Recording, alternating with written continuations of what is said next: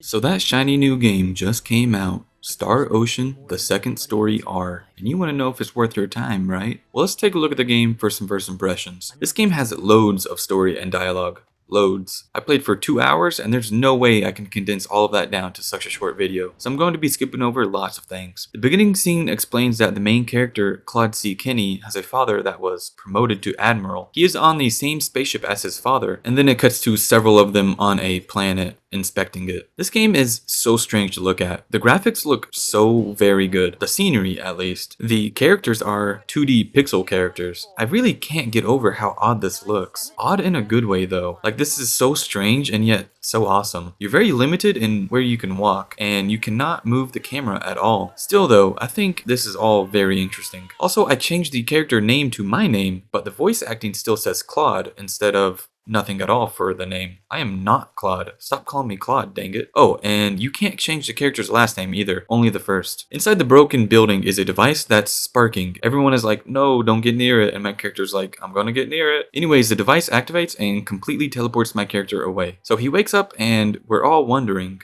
where the hell am I? then there's a girl being attacked by a creature. There's a weird little fight scene that happens. You can control your character within this limited space as you fight. Kinda weird, but I'm rolling with it. It gets killed in 3 shots. My melee did 0 damage. The girl runs away from me, so I do the natural thing and chase her down. So we're talking and she's happy that I saved her. Her name is Reina. She takes me to her village, Arlia. You can tell right away this world is not technologically advanced. She says that she'll be back and to explore the village on my own. So I do that. However, it was a little pointless because when I went and looked for her to talk, she showed me around again anyways. So we walk around looking at stuff and then go back to her house where her mom made dinner. After dinner, her mom Westa says some weird stuff. Ah, hello, ma'am. How was the meal, Mr. Kenny? I didn't make too much, did I? Oh, not at all. All of it was wonderful. Thanks for making it. Really? Oh, I'm so glad to hear that. You're welcome. So you really liked it? I really did. Are you 100% sure? I'm 100% sure about it. Well, thank goodness. I wouldn't know what to do if it wasn't good enough for the hero. Did you just say hero? Ugh. Mom, I'm back!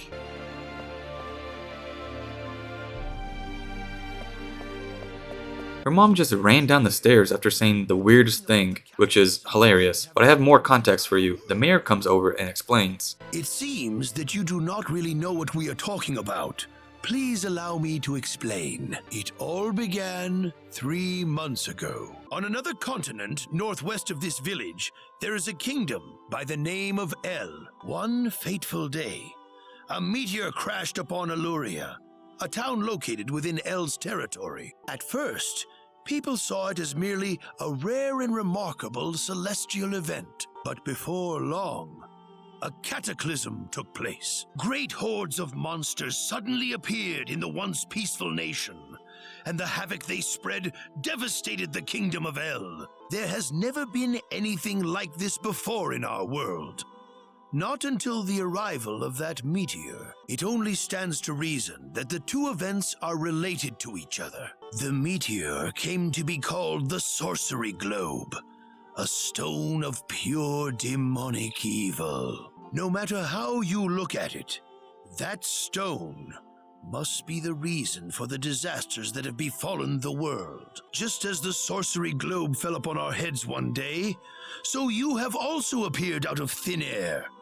If that stone is the source of the chaos, then we believe that only you can cut through the chaos and save us. The cataclysms are still ongoing as we speak. Strings of earthquakes like nothing recorded before. Docile animals turning into fearsome monsters.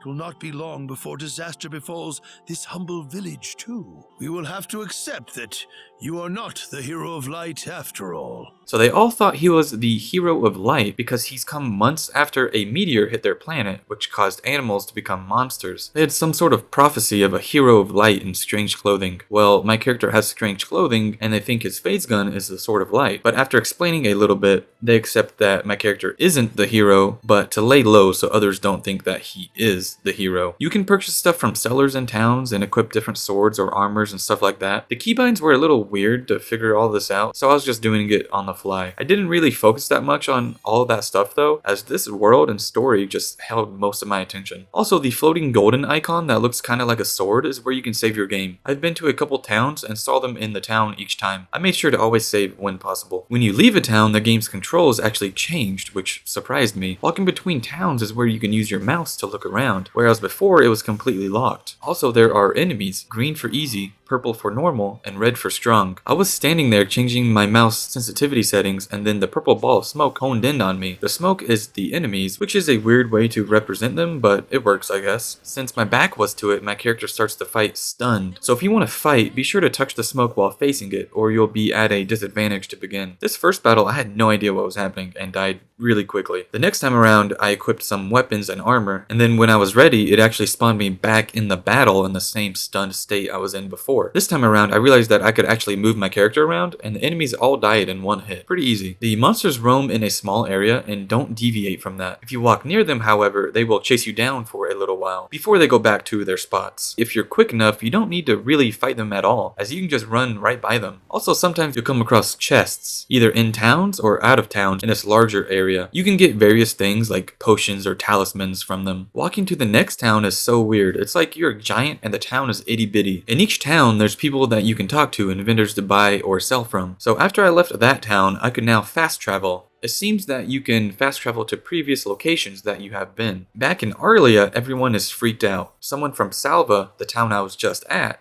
kidnapped Reina. Alan is who kidnapped her and is the son of the mayor in Salva. My character says that he will save her, so back to Salva I go. I shoot down the mansion door with the phase gun, but then I can't use it for a while now because it's almost out of energy, so I get a message saying that it's disabled. Inside the mansion is a secret passage. When I get to them, Reina is tied down and Alan is acting strangely, saying he will force marriage on her. Then a green floating stone appears and Alan turns into a monster. A fight happens next. My character and Reina versus Alan. You can actually switch characters here and attack as Reina if you wanted, but I didn't. Reina also has healing abilities, which is cool. After the battle, Alan is still alive and Reina heals him, and then he's confused. Apparently, that green stone that he found in the mines of Salva has some sort of magic properties that controlled his mind. He has no memory of kidnapping Reina or doing anything wrong. That stone disintegrated though. I'm really curious about that stone and if it has any correlation with the sorcery globe meteor that also changes animals to monsters. It probably does. After all of that, I returned Reina home and then learned some new information. Reina isn't Westa's biological daughter. Westa found Reina as a 2-year-old in the Sacred Forest years ago. The only thing Reina has of her old family is her name and the pendant necklace she wears. Her healing magic isn't normal either. It's special just to her. I'm not sure at this point if magic also exists elsewhere in this world, but Reina has healing magic at least. Also, Reina asked Westa to let her go with my character to the sorcery globe. My character wants to see if there's anything about it that can get him back to his world, and Westa lets Reina go with him. My next mission is to meet the king at the castle for more information. Okay, there's stuff I skipped over, but that's the gist of the 2-ish hours that I played. This game has others in the series, I believe, but this is the only one that I've played. This game is highly interesting to me. I never thought I'd be this invested in a game that's a top-down RPG type, but wow, this story has me hooked. He comes from a futuristic Earth with spaceships and phase guns, and then is teleported to a world that is primitive in comparison. That alone is interesting, but add in the meteor that changes animals to monsters that Greenstone Allen had, it all just adds up to a great looking story so far. The graphics look really great